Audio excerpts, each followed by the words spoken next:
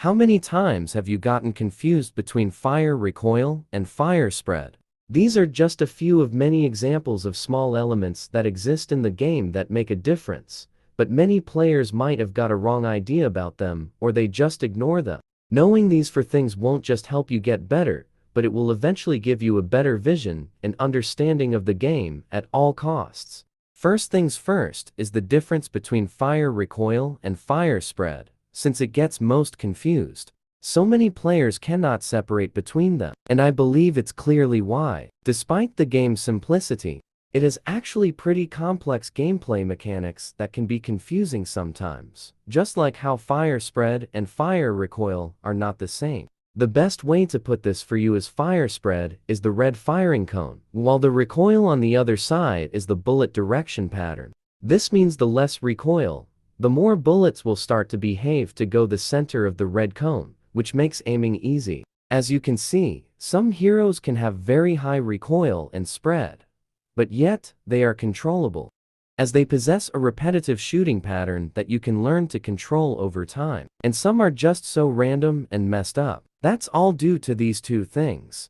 However, both are meant to improve heroes' weapons accuracy when they are reduced enough using gear parts, of course. The best heroes who are known for their accuracy are snipers, because they have very low fire spread and recoil, such as Mirage and Lynx. While tanks are totally the opposite, as they have extremely high fire spread and recoil that makes them difficult to control, which explains their low damage. The next elements that get misunderstood often are fire rate and aiming time. I know they sound the same, but they are two different things. Fire rate is simply the number of bullets that your hero's weapon is capable of shooting per a specific period. The more bullets you shoot per second, as an example, the more damage your hero can deal to your enemies.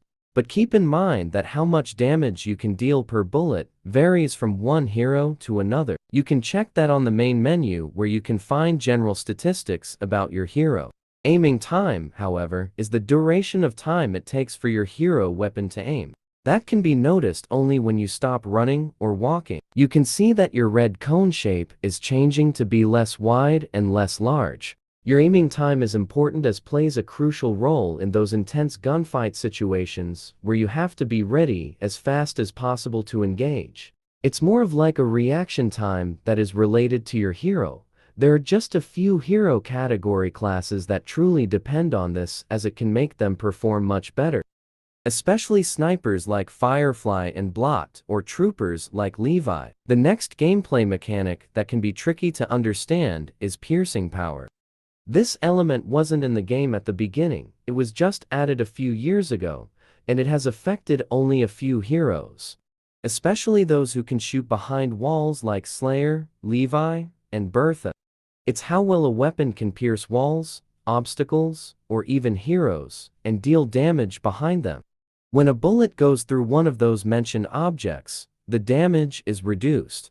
That's why when using thermal ability, for example, try to avoid thick walls and obstacles to deal full damage. There's also another similar gameplay mechanic, and that is armor penetration. This one means the ability of your bullets to bypass enemy armor and deal damage directly to enemy health. It can help you save more bullets and time to take down enemies much faster, because as you know, health is your real target to finish an enemy. Armor is there just for protection and increasing your chance to survive a fight. Finally, a little detail that exists in the game which seems confusing for some players is those red and green icons you see down the left of your screen while playing. These are your hero and team heroes' abilities passives. The red ones belong to your enemies. You can find out what they do by checking your hero's abilities description in the lobby. They usually increase your health or fire range, or they decrease incoming damage.